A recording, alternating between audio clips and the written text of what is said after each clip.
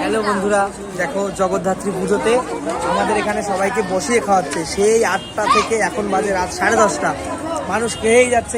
এরকম কি তোমাদের ওখানে খাওয়ায়? দেখো কিরকম লাইন দিয়েছে এখানে।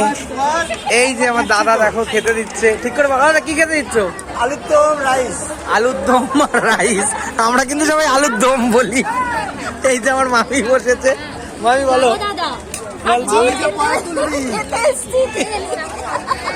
লাইন ছাড়া বসেছি বলো।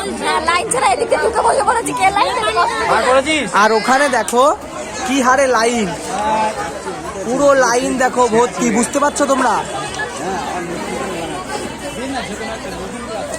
ফ্রাইড রাইস, আলুর দম, মানুষ তো পেলে খাবেই বলো।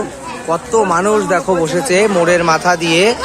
আর ওই যে হলো মা জগদ্ধাত্রী। এই যে পুজো হয়েছে তোমাদের তো দেখিয়েছিলাম। আর এই যে হলো সবাই খেতে বসেছে। অনেক লোক, অনেক লোক।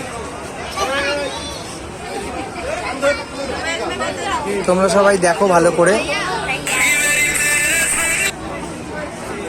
ওই মাথা মাঠ টাঠ ছাড়িয়ে গেছে দেখো, লাইনে মাঠ ছাড়িয়ে গেছে। আমার ফোনে ভালো আসছে না, তাও তোমরা একটু বুঝে নাও। অনেক লোক। প্রদীপ কেমন খাচ্ছ?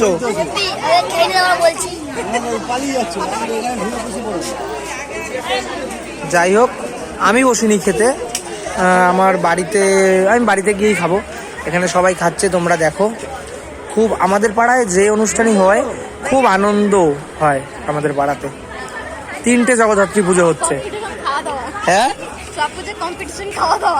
আমরাও কেমন দিয়েছিলাম সেটা বলে দাও। খুব ভালো আর লোক দিয়ে পাচ্ছিলাম না, সবাই মনে আমাকে গিলে খাচ্ছিল। আমার মামির কথা শুনেছো? তারপরে ওনাকে নাকি গিলে খাচ্ছিল সবাই।